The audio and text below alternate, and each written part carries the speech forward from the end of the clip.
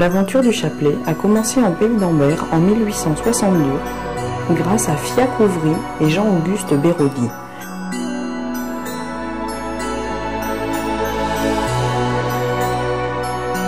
Et durant plus d'un siècle et demi, l'industrie pâte-nautrière a généré une multitude de savoir-faire, des créations d'usines et des milliers d'emplois.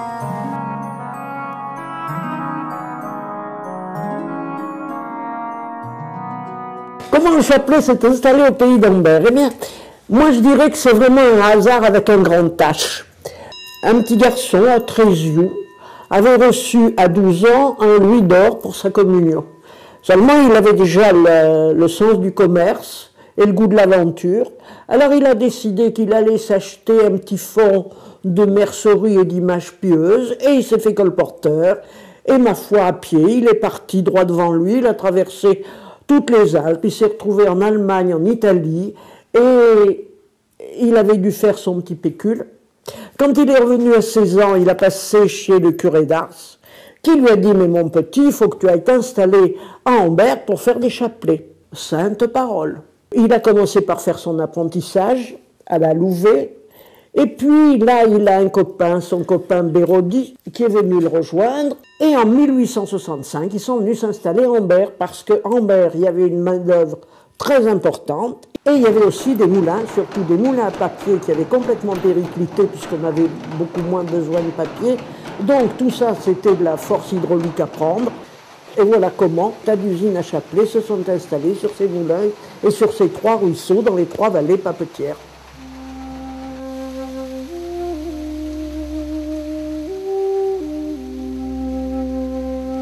Alors personnellement, le monde du chapelet, j'y suis depuis tout petit. Mon grand-père, dans ses voyages, venait déposer les fournitures à l'automne et il les reprenait au printemps pour aller livrer les clients après.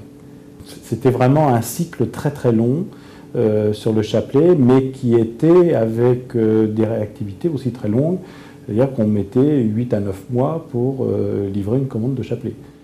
On est arrivé dans la région d'Ambert avec d'abord la société Convert, puis avec la société Grade et Georges. Et en 1999, la société Martineau a racheté la société Béraudy. Les ventes de chapelets de Béraudy étaient supérieures à celles de Martineau, ce qui semble à peu près cohérent avec le site, la ville d'Ambert, hein, qui est quand même réputée pour son montage de chapelets. Et après quelques années, on a eu l'opportunité de racheter la société Le Chapelet d'Ambert. Et aujourd'hui, nous avons donc ces 2 unités qui sont sur des marchés différents et surtout sur des gammes de produits très différentes. Fil d'archal, pincettes, perles, médailles, cœurs et croix. Autant d'éléments fabriqués dans la région d'Ambert qui passent dans les mains expertes des chapeletières. Elles confectionnent toutes sortes de chapelets qui sont ensuite expédiés aux 4 coins du monde.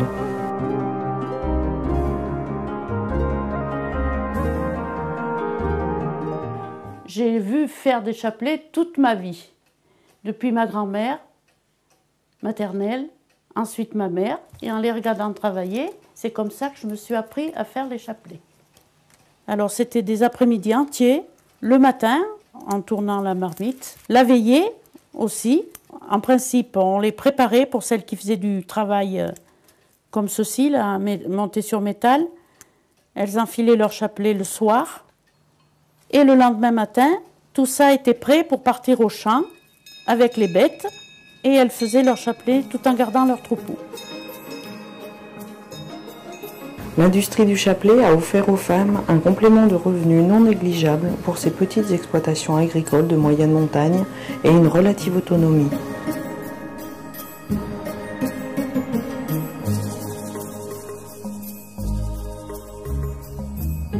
La première fois que j'ai entendu parler d'Ambert, c'était au Vietnam.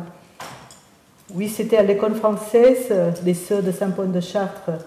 Et au cours de géographie, on nous parlait du massif central de sa région. Et puis le professeur nous a montré un tout petit pays minuscule sur la carte. Ambert, pays des chapelets, nous a dit. Voilà. Que ce soit le chapelet d'Ambert ou que ce soit Béraudy, sont des sociétés connues dans le monde. Est-ce que la fabrication du chapelet et amber est connue? Je crois qu'aujourd'hui, les vrais professionnels le savent, mais c'est vrai qu'on est dans une société de l'immédiat où on ne vérifie pas tout. Et donc, je crois qu'il y a peu de gens qui s'intéressent à ça, malheureusement, parce que culturellement, c'est très très intéressant de savoir que ça soit d'ailleurs en France ou ailleurs, il y a des régions très spécialisées dans certains types de fabrication avec des vrais savoir-faire uniques en leur genre.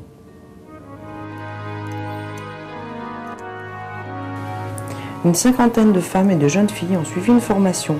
Après 2 années, les apprentis assurant une production régulière, l'activité s'est répandue dans toute la région d'Ambert. Le premier dépôt est ouvert sur la place du Pontel en 1868. L'industrie du chapelet s'est aussi développée à Saumur, berceau du chapelet au XVIIIe siècle. C'est la perle qui a lancé l'aventure, à Saumur comme à Ambert. Le tournage des perles a généré la fabrication de croix, de médailles et de tous les accessoires liés à la religion catholique. C'est sûr, on demande toujours à quoi sert le chapelet, quelle est sa fonction. Et c'est juste simplement un instrument pour nous aider à prier à l'icône de Marie. Dans la tradition, nous commençons toujours par le signe de croix, parce que c'est le signe qui dit que nous sommes des chrétiens et on signe au nom du Père, du Fils et du Saint-Esprit. Et puis après, nous commençons par le Notre Père, en écrenant l'écrin, en lisant nos Ave Maria, et nous essayons de méditer sur la vie de Jésus. Et puis on ajoute aussi des mystères sur Marie. C'est un lien avec Dieu. La fonction du chapelet, c'est le support, soit des prières, des méditations, des mantras, ou même tout simplement le geste dégrainer des perles. C'est la fonction du comboloï qui est utilisée en Grèce. Mais après, toutes les religions ont mis leurs propres prières sur leur chapelet. Et alors ainsi, on a le chapelet orthodoxe, on a le chapelet musulman, qui est formé de 3 groupes de 33 perles, séparés par les marabouts, avec au bout le minaret et terminé par la mèche de cheveux de Mahomet. Mais là aussi, ça faisait beaucoup à porter, donc on l'a réduit au tiers, et on a ce petit chapelet qui est séparé par des groupes, 3 groupes de 11 perles, et que l'on répète 3 fois. Et là, on a aussi au Tibet, dans la religion bouddhique, où on a les malas, qui sont simplement une récitation de mantras. Et alors, à la religion catholique, l'origine du chapelet, c'est le rosaire, avec 15 dizaines, 150 prières. Donc, 15 dizaines séparées par des patères, mais évidemment, ça faisait très long. Donc, on a fait la réduction au tiers, c'est-à-dire 5 dizaines, et c'est le chapelet normal. Du simple chapelet en bois, en coco, en acier ou en verre, guilloché ou taillé, monté sur corde, fil de fer, de laiton, au plus sophistiqué, en nacre, en corail, en ambre ou en pierre fine, monté sur fil d'argent ou d'or. Le chapelet présente une diversité exceptionnelle.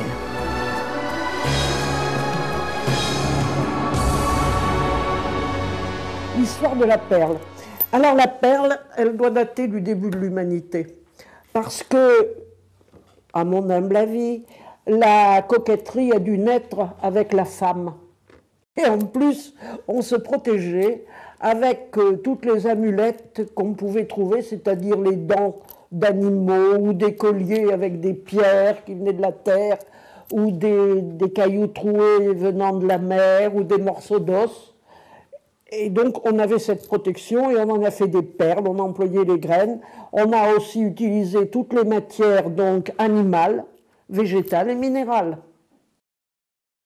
Je vais d'abord te présenter la matière animale parce que dans les usines, ça a été la première matière qu'ils ont employée, c'est-à-dire l'os.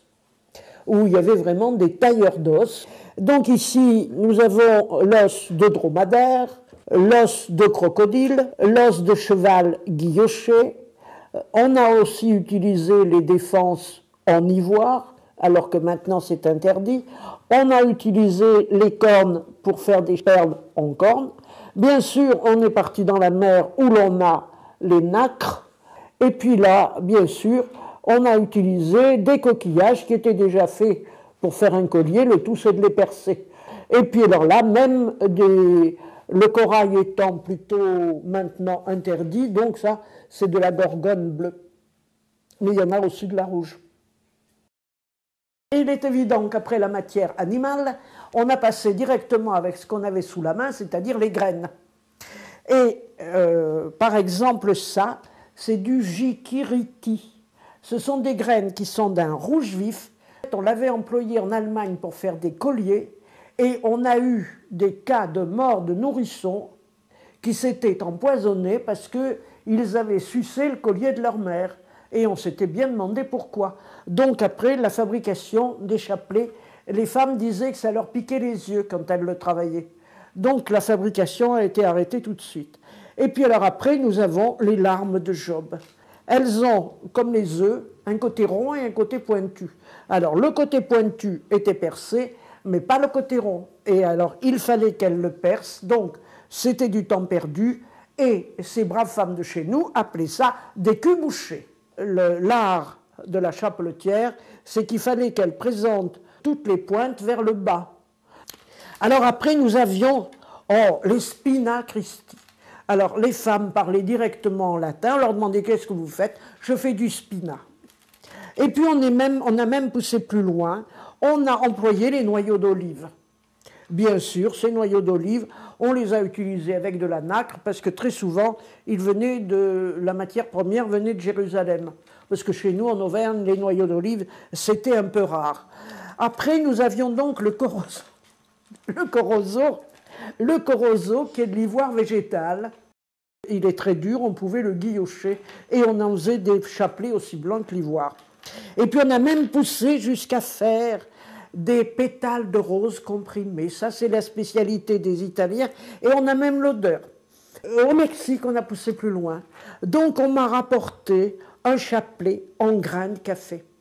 Là, nous arrivons à l'ambre fossile, ces arbres fossilisés qui ont donné cet ambre jaune. Et puis, j'ai un ami qui, un jour, a essayé et qui est même arrivé à percer dans la longueur des graines de potiron. Ça, c'est un travail d'art. Et alors là, on a un chapelet bizarre, qui est le chapelet en fruits d'eucalyptus. Vraiment, on a tout utilisé. Après les graines et les fruits, on passe directement à l'arbre lui-même, et que chaque morceau de branche est devenu une perle. Alors aujourd'hui, on fabrique plusieurs millions de perles par an, de l'ordre de 2 à 3 millions, selon les dernières statistiques, à ma connaissance. Voilà donc celui-là qui est en charme, tout blanc. Celui-là qui est en acacia. Bien sûr, la véritable perle la plus solide, c'est l'olivier. La noix de coco, la racine de coco, les perles sont huileuses. Comme on ne laisse rien perdre, on a utilisé la sciure. Et pendant un certain temps, on a simplement fait des perles en sciure compressée. Mais ça a été qu'un petit moment de la fabrication. Et alors là, on arrive au chapelet le plus beau comme bois, c'est le bois de rose. Et le bois de rose a toute une histoire, parce que lorsque la Croix-Rouge française a été reçue par le pape Jean-Paul II comme cadeau, on lui a offert un chapelet d'Ambert en bois de rose. Donc on termine par lui.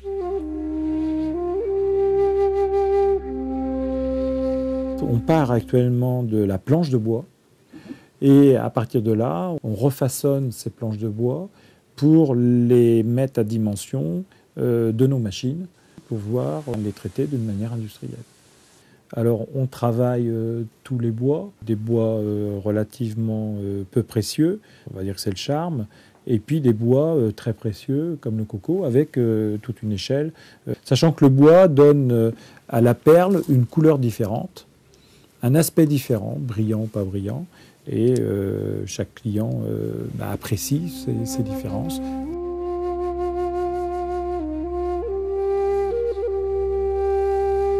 Eh bien, quand on a su modeler de la terre, on a aussi pensé à en faire des perles. Une des anciennes productions était la porcelaine, qui a été très employée. Bien sûr, après la porcelaine, on a utilisé ce qu'on appelle les pierres dures, c'est-à-dire les pierres semi-précieuses. Pour les beaux chapelets, on pouvait utiliser l'améthyste, puisque chez nous, il y en avait, on en trouvait dans le pays, le grenat, le lapis-lazuli, ici du cristal de roche, le jade. Toutes les pierres semi-précieuses étaient employées. Après, on pouvait faire des boules en or pour les gens les plus riches ou des perles en argent, mais c'était quand même beaucoup plus rare. Alors là, après, nous passons au verre, qui était fait dans des verreries, parce que chez nous, on n'avait pas de fabrique de perles en verre, sauf pendant les guerres où on a des Tchèques qui sont venus se réfugier et qui ont fait du verre et des perles pour chez Béraudy. Et très souvent, on le reconnaît parce que le trou de la perle est blanchi pour lui donner plus de transparence. Et puis après, on passe à une sorte de verre beaucoup plus précieux qui est l'opaline. Alors l'opaline, on la reconnaît parce que justement, elle a toujours ce reflet marron qui permet de reconnaître l'opaline. Alors après, nous arrivons au très beau chapelet de verre qui est du cristal, qu'on reconnaît bien sûr à ses reflets particuliers. Et comme Ambert était aussi le pays du pailletage de tulle, on est arrivé à faire des boules en paillettes. Et puis, on peut faire des boules en passementerie. Et alors là, même un chapelet en perles tricoté au crochet. Celui-là, il a un avantage, c'est quand on s'endort avec, il fait pas mal.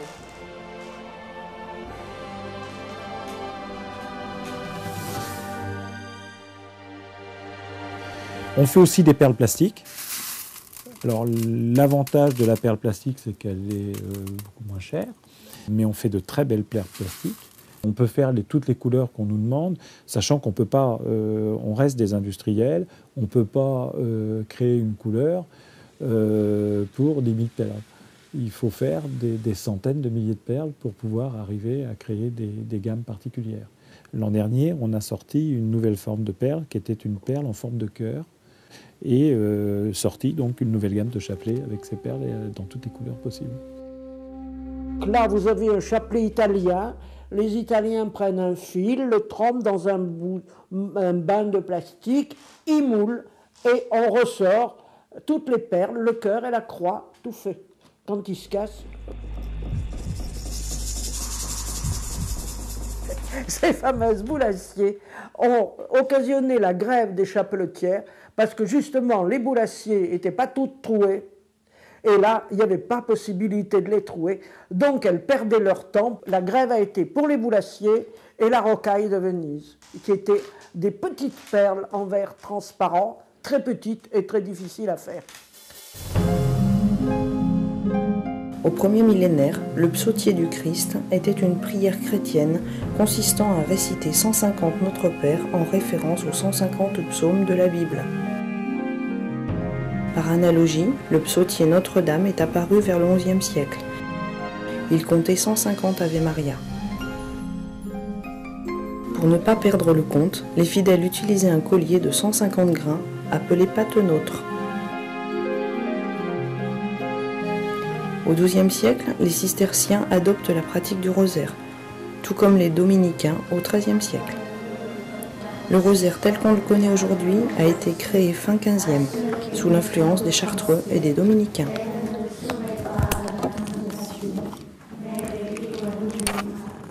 Il n'y a pas que la perle dans un chapelet. Il y a 3 choses importantes, c'est-à-dire les médailles, les cœurs et les croix. Tout le monde s'est ingénié à dessiner des médailles.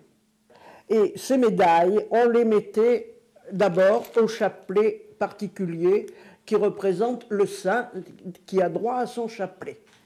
Mais après, quand il n'était pas tout à fait saint, ou qu'on voulait une protection particulière de ce saint, on pouvait l'ajouter à côté de la croix. C'est ainsi que nous retrouvons notre Guillaume d'Ouar, estampé d'après un dessin d'Angélie et qui se trouve à côté de la croix du chapelet. Ou bien alors, on intercalait les médailles de part et d'autre du pater vers les dizaines. Mais on a même poussé jusqu'à remplacer toutes les perles par des médailles. Actuellement, à Paris, n'est-ce pas, Dolce & Gabbana vient de mettre à point un collier, un chapelet, en forme de collier ouvrant. Donc ça, c'est l'ancien, et ça, c'est le nouveau. On en a fait pour toutes les occasions. Par exemple, une mission était à Ambert, donc voilà, on va estamper la médaille de notre sainte qui est depuis toujours dans le pays et qui est Notre-Dame de l'Air. Ou bien, par exemple, notre Père Gachon, bien qu'il ne soit pas encore complètement saint, simplement bienheureux, eh bien on lui a ajouté de l'autre côté Saint-Roch, qui lui avait déjà pignon sur rue. Et puis alors, bien sûr, on peut les faire dessiner par de grands artistes ici. La mère de Mademoiselle Gras avait donc fait appel à un artiste coté de l'époque qui était Lambert Ruti et qui a estampé, qui a dessiné des médailles et des croix.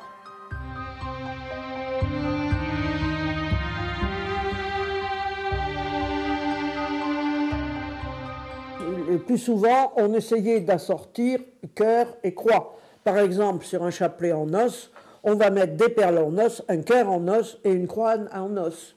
Pour le chapelet en bois, ce n'était pas toujours évident, parce que la croix était en bois, mais le Christ dessus était en métal, et le cœur se trouvait le plus souvent en métal. Là, on a évoqué le Saint-Esprit avec les 3 pampilles, les croix et les cœurs en pierre dure. C'était une fabrication exclusive des plaines de Bertigna, où là on taillait spécialement les pierres dures et la nacre. Parfois, la croix est utilisée comme reliquaire. Celle-ci, par exemple, elle a de la terre des catacombes, mais on pouvait avoir de la terre de Jérusalem. Alors, il y a une petite vis, on ouvre et la terre est à l'intérieur. Comme nous avons les cœurs avec la petite ampoule d'eau bénite, et nous avons aussi les croix avec un tube d'eau bénite incrusté à l'envers de la croix, qui était une invention de Georges Gras à Escalon. Ça, c'est une croix sertie, c'est-à-dire que la plaque de métal est recourbée sur l'avant. Par contre, ça, c'est une croix de fonderie et qui était spécialement usinée par l'usine Valenchon, où on fondait tous les débris de métaux. Et quand la croix était faite, on pouvait la découper pour y incruster du bois, généralement du bois dur, c'est-à-dire de l'ébène. Et par exemple, c'était réservé pour les deuils, et ça, la croix de la bonne mort, qui était représentée avec la tête de mort et les os croisés. Et puis, ça, c'est la mort, mais on a voulu symboliser la vie, et on a fait par exemple une croix, qui est l'arbre de vie. Et on a fait exactement les dessins de l'écorce d'un arbre. Le plus important à égalité avec la croix, c'est le cœur, parce que le cœur, c'est la réunion de la couronne et du croisillon. C'est le centre du chapelet, en fait. Et ce cœur, tout ce que l'imagination a pu créer, on l'a créé. Donc ici, on a des cœurs très découpés avec le M de Marie. Ici, on a un cœur très travaillé pour un chapelet beaucoup plus gros. Ici, on a un cœur qui n'est pas plat, qui est bombé. Ici, on a fait un cœur pour une occasion spéciale, c'est-à-dire pour le jubilé de l'an 2000, avec la photo du pape, et en plastique, comme l'époque. Et puis, nous avons des cœurs très spéciaux, avec une petite ampoule d'eau bénite à l'intérieur. Suivant les commandes, les chapelets étaient montés sur corde ou sur métal. Alors nous avons un montage sur corde tout simple, c'est du lin. On fait aussi sur nylon. Ici c'est un chapelet corde, mais avec un nœud entre chaque perle. Et ici, une petite dizaine coulissante. Pour prier, on peut faire glisser les perles, comme ceci. Voilà, alors le chapelet en corde, il faut une certaine longueur de fil. Tout dépend de la grosseur des perles. D'abord, on laisse une vingtaine de centimètres environ.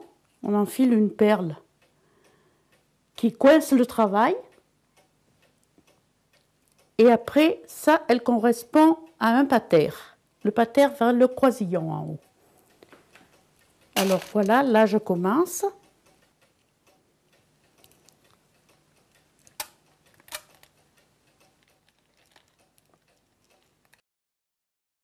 Voilà, alors tous les chapelets en corde se faisaient exactement de la même façon, avec 5 dizaines, puis d'autres qu'on appelait le rosaire avec 15 dizaines. Je vérifie si j'ai bien mis mes 10 perles. Dans un chapelet à corde, vous ne pouvez pas modifier. Vous êtes obligé de défaire tout le chapelet. On faisait aussi la dizaine coulissante. Alors un petit nœud, puis j'enfile mes 10 perles. Voilà, moi je fonctionne avec 3 aiguilles. J'enfile mes perles de façon à faire des petites boucles coulissantes. La perle, on l'enfile un coup d'un côté, un coup de l'autre.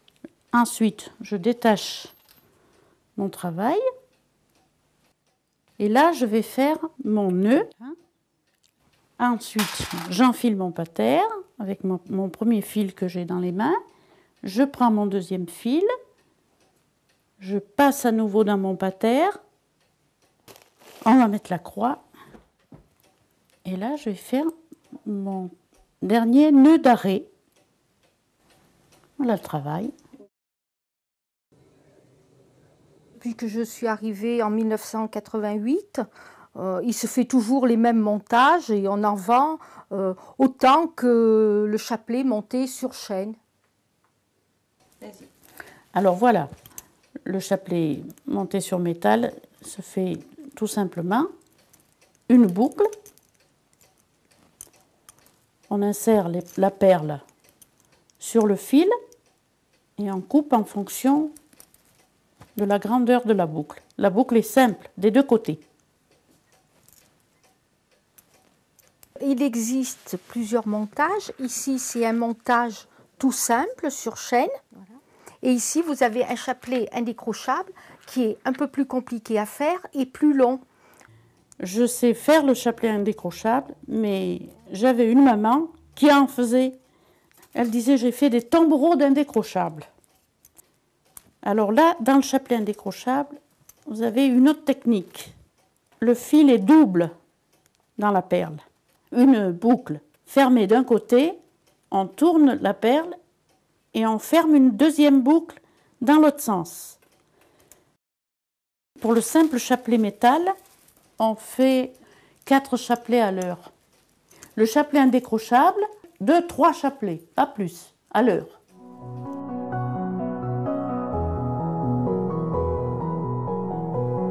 La récitation du rosaire ou du chapelet s'est répandue dans les familles chrétiennes suite au Concile de Trente.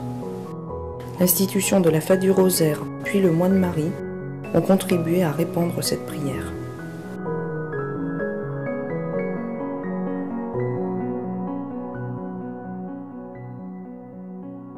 Alors, pour confectionner le chapelet, on nous donnait des chaînes qui étaient toutes coupées. On nous donnait aussi la fameuse forcette. Vous voyez, il y a un maillon qui s'ouvre, qu'on mettait autour du cou et on travaillait à mesure. Et il y avait encore une autre sorte de chaîne qu'on appelait l'épinglette. Elle était déjà plus compliquée, cette chaîne. Et dans les temps, j'ai entendu dire, moi, que les ouvrières, ma grand-mère, entre autres, ma grand-mère, peut-être même mon arrière-grand-mère, la fabriquait elle-même, avec les pincettes, directement. Voilà. Alors, avant les chaînes, eh bien, les ouvrières, elles fabriquaient elles-mêmes un petit roulis qui remplaçait la fameuse chaînette qui tient les patères. Alors le travail est réparti en fonction de la spécialité de l'ouvrière. À Escalon, ils arrivaient à nous donner quelquefois 6 douzaines de chapelets montés sur corde, plus 3 ou 4 douzaines de chapelets montés sur métal. Du fait qu'on arrivait à en faire une douzaine par heure, on arrivait à faire 288 chapelets par semaine, en faisant le travail à côté.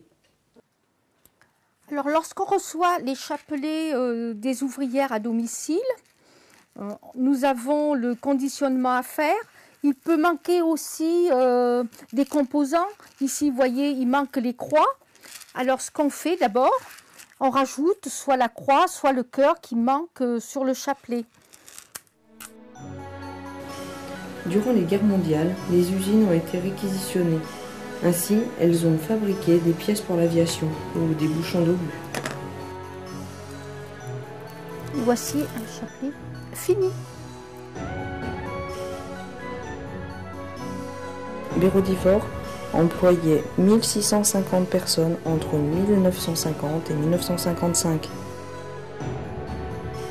L'entreprise fut ainsi au premier rang des industries exportatrices d'Auvergne.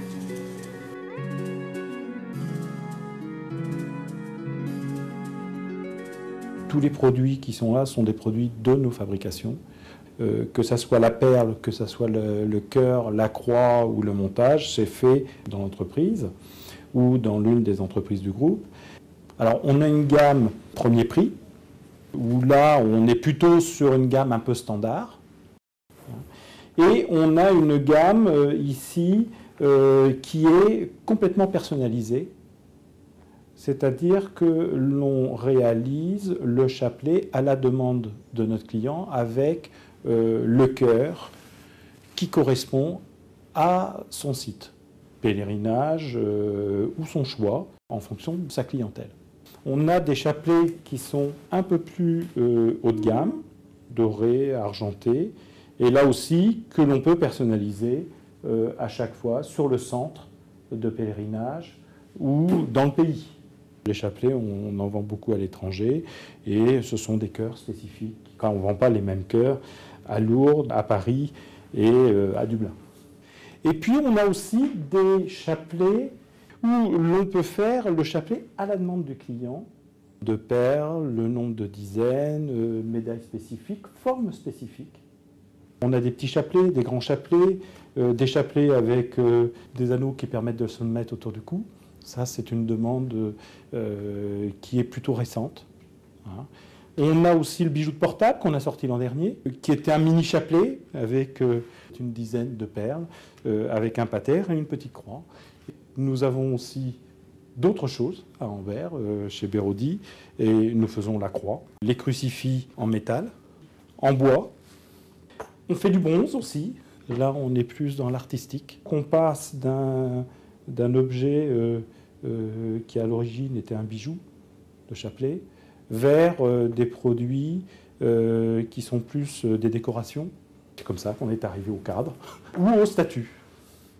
Et puis, on a d'autres offres, des cartes prières, des petites médailles talismans, pins, médailles commémoratives, médailles militaires. Tout ça, ce sont des marchés aussi très forts à Ambert et dont l'origine de la médaille et du pins, l'origine, c'est le chapelet. Lorsqu'on a fabriqué les chapelets, on avait besoin d'un cœur et d'une croix. Et de ce cœur et ce croix, il y a eu tout un développement qui s'est fait à côté de ces fournitures. Sur le bois, ça a été les croix. Sur les cœurs et les croix, ça a été les médailles, puis les pins, puis tous ces produits-là. Le mot chapelet est un dérivé du mot chapeau, la forme ancienne étant chapelle. Ce terme désignait une coiffe, une couronne de fleurs, dont au Moyen-Âge on s'en couvrait la tête dans les réceptions solennelles et les processions. Le chapelet devient un terme à usage religieux, par analogie avec les couronnes de roses dont on ornait la tête des statues mariales.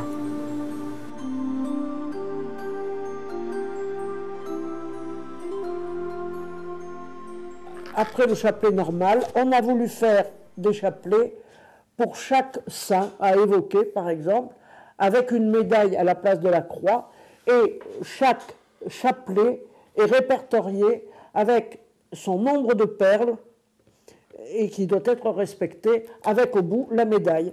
Alors par exemple ici, vous avez le chapelet de Sainte Rita, le chapelet du Saint-Sacrement, le chapelet de Sainte Thérèse, le chapelet des missionnaires avec une couleur différente pour chaque partie du monde, le chapelet de l'Enfant Jésus de Prague, le chapelet du Précieux Sang, le chapelet de Sainte-Anne, le chapelet angélique, le chapelet des 7 douleurs, les médailles représentant les 7 douleurs de la Vierge, le chapelet de Saint-Joseph. On a après des chapelets tout à fait spéciaux, la dizaine coulissante, terminée d'un côté par une croix et de l'autre côté par une médaille. Et alors après, vous avez le chapelet des infirmières, qui a les 59 perles avec les patères et la croix. Et alors, pour simplifier, on a même la bague avec un chapelet, avec la dizaine représentée par la croix et les 10 Ave. Et on a même la croix scout qu'ils mettaient à leur foulard, et qui est un dizainier avec 10 Ave dessus. Voilà à peu près les différents chapelets. Les fabriques pour nos clients, qui sont des abbayes, qui sont des centres de pèlerinage, qui peuvent être des associations, des librairies. Ce que nos clients apprécient dans nos articles, c'est la qualité des produits, et puis le fait que cette collection est unique. Donc les clients ont plusieurs demandes. On peut vendre donc le chapelet à l'unité, à la douzaine, oui, et aussi éventuellement à la grosse, 144 chapelets.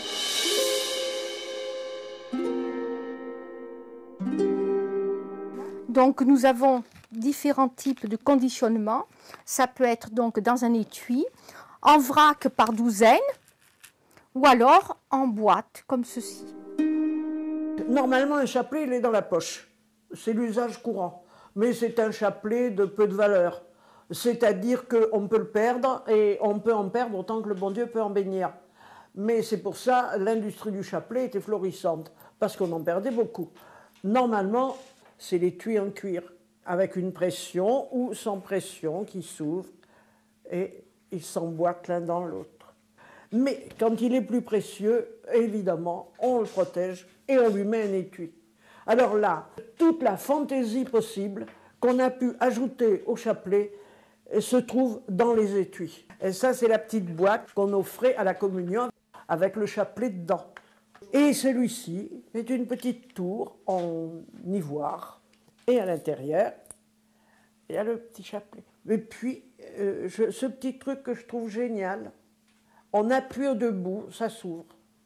On relâche et ça referme le chapelet. Très bien protégé.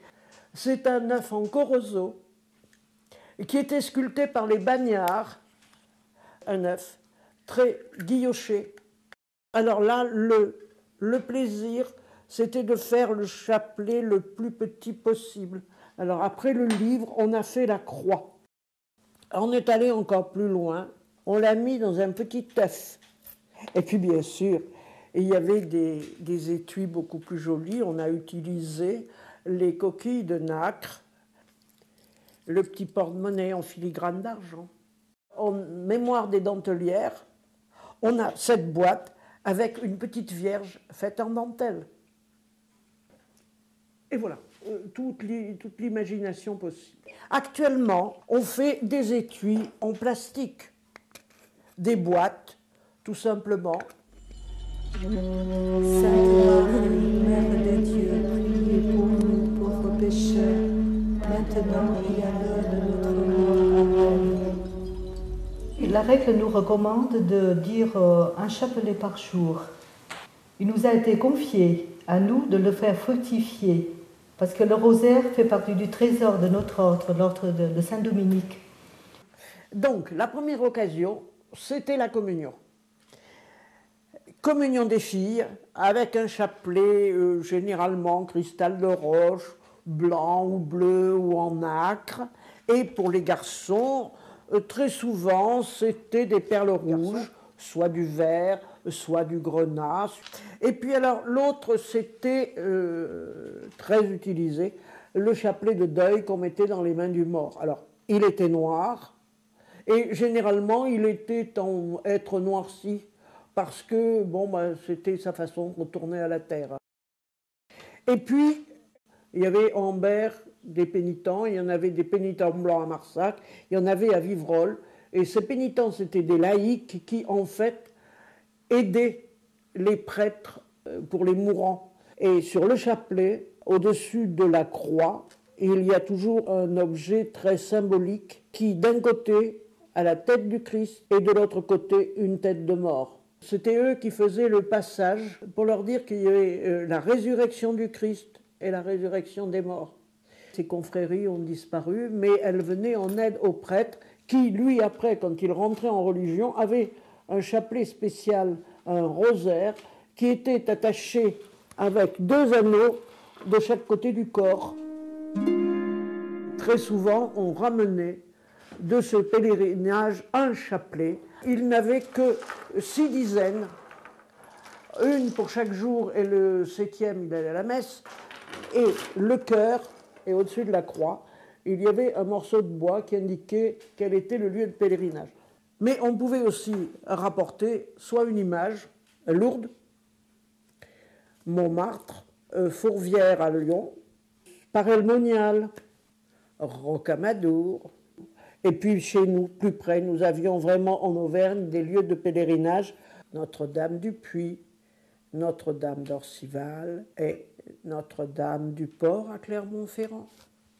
Soit une croix à vue, c'est-à-dire qu'on avait installé une petite image d'un lieu saint à l'intérieur de cette croix à vue, généralement des croix en os. Mais ces chapelets, ils étaient trop gros pour passer dans un tiroir, donc on se les accrochait au mur. Et on avait son chapelet à la tête de son lit, aussi bien dans la religion catholique que dans la religion musulmane. En 1962, le Concile de Vatican II modifie les pratiques religieuses afin de rapprocher les églises chrétiennes, protestantes, catholiques et orthodoxes. Ainsi ont disparu les églises, les chaires, les saints, les nappes d'autel, les vases du moine Marie, les lustres de cristal.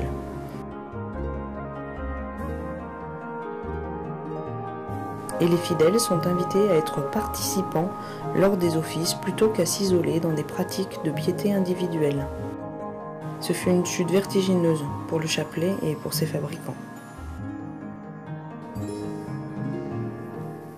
Il y a des modes, d'ailleurs cette collection a moins de 3 ans, que l'on fait évoluer tous les ans. Mais bon, c'est un produit qui reste quand même très classique. Comment voyez-vous l'avenir du chapelet ? Bien. Bien. Les ventes de chapelets depuis quelques années dans notre société ou dans nos sociétés, que ce soit Bérodivore ou le chapelet d'Ambert, se développent. Je pense que avec la recherche de nouveautés, l'analyse de la demande, en essayant d'être au plus près des clients, je pense qu'il y a un bel avenir pour le chapelet, ou il y a un avenir encore certain pour le chapelet. Et le chapelet à Ambert, le chapelet dans nos sociétés, je ne suis pas du tout inquiet. Est-ce que la transmission de ce savoir-faire se fait toujours ? Donc les dames apprenaient à faire les chapelets souvent au sein d'une même famille, c'était de mère en fille. Et actuellement, bon, elles sont obligées de venir à l'entreprise pour qu'on leur montre comment se font les chapelets. Et donc elles apprennent sur le tas. Mon fils, non, jamais il a eu le goût à ça. Mais ma fille aînée, pour lui aider un petit peu, mettre un peu de beurre dans les épinards, on va dire, elle m'aidait à faire la couronne de mes chapelets à cordes. Et elle passait ses étés souvent à faire des chapelets. Si vous en aviez 3 à présenter, quel chapelet choisiriez-vous ? Alors d'abord, votre question me pose un problème, c'est qu'il y en a beaucoup plus que 3 qui me plaisent. Mais si je dois vous en trouver 3, il y a le chapelet bois de rose, que je trouve magnifique. Naturellement, je suis attiré par le beau. Hein. Les chapelets en bois naturel, de couleur. Et puis, autrement, il y a les chapelets cristal, Swarovski, je trouve vraiment magnifiques. Ben, moi, personnellement, je choisirais soit un chapelet nacre, un chapelet en bois de rose ou un chapelet en cristal. Ah oui, alors ça, demander à un collectionneur de sortir les 3 chapelets qu'il préfère, c'est vraiment très difficile. Il a fallu que je réfléchisse très longtemps. Celui que je trouve le plus drôle, il vient du Mexique et il a été fait en gousse de vanille. Je trouve que c'est un chef-d'œuvre de misère et d'utilisation de la matière. Et en plus, il sent la vanille, c'est un plaisir. Et alors le deuxième, ces grains de haricots avaient été envoyés par un curé d'Avignon chez Mademoiselle Gras, lui demandant de les percer pour faire un chapelet. Tout le monde avait essayé, impossible de les percer. Et des années plus tard, j'ai retrouvé des graines de haricots sur la table et j'ai dit maintenant, j'ai trouvé la personne qui est capable de percer ces graines de haricots. Il fait des objets en modèle réduit et si lui n'arrive pas à le percer, je dirais que ce n'est pas faisable. Alors je lui en ai apporté 7. La première, il l'a cassée et les 6 autres, il les a percés. Alors je suis vite remontée à escalon, j'ai demandé des grains de haricots et il a fait un chapelet. Ce monsieur ayant aussi la main verte, je lui ai dit, pourriez pas essayer de les planter? Alors il les a plantés. Les haricots ont poussé et j'ai pu avoir mon chapelet. Mais la particularité, c'est que même le bon Dieu qui est plein d'humour s'est amusé à dessiner le Saint-Sacrement sur les grains de haricots. Alors celui-là, je le trouve vraiment très drôle. Et puis après, et c'est celui qui m'a été offert par des amis et qui est en améthyste. Et avoir ce chapelet qui vient de la terre de chez nous, je trouve ça très bien. C'est mon chapelet préféré parce qu'il y a en lui l'énergie déjà de la terre.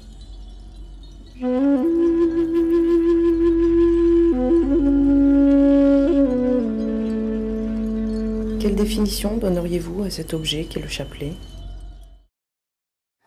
Donc le chapelet, je pense que c'est tout d'abord un objet pour prier. Ça peut être considéré comme un bijou et c'est un objet personnel. Pour moi, le chapelet, c'est un objet qui est chargé de plein d'émotions, de croyances. C'est un produit très joli. Je prends, comme je dis, beaucoup de plaisir à vendre et bon, c'est très important comme produit dans nos collections et j'aime vendre le chapelet, c'est un produit fort. Mais pour moi, le chapelet n'est pas simplement un objet, c'est un soutien quand il y a des soucis, quand on pense à son chapelet. Moi, personnellement, j'ai mon chapelet dans mon sac à main. Et je vais même vous dire une autre anecdote. Mon grand-père, qui était très croyant et très pratiquant, avait fait la guerre de 14-18, bien sûr, et avait un chapelet qui lui était très personnel, qu'il avait conservé en un lieu sûr. Et quand il s'est senti vraiment prêt à partir, il m'a bien recommandé de mettre son chapelet qui avait fait la guerre avec lui, de le mettre dans son cercueil. C'est pourquoi un chapelet, c'est quand même pas une petite affaire.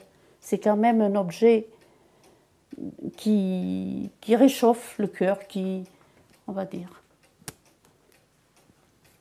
Belle question. Sur cette matière, on va y mettre du spirituel, c'est-à-dire des prières, des méditations, des mantras, tout ce qu'on veut. Mais c'est en fait l'union, par l'intermédiaire de ce fil qu'est le chapelet, c'est l'union de la terre et du ciel. Si bien que cette énergie, quand à un moment de la journée ou de la vie, on a besoin de trouver de l'énergie supplémentaire, lui, vous rend au centuple ce que vous lui avez donné. Donc c'est vraiment un accumulateur d'énergie, mais il ne porte que ce que l'on y met.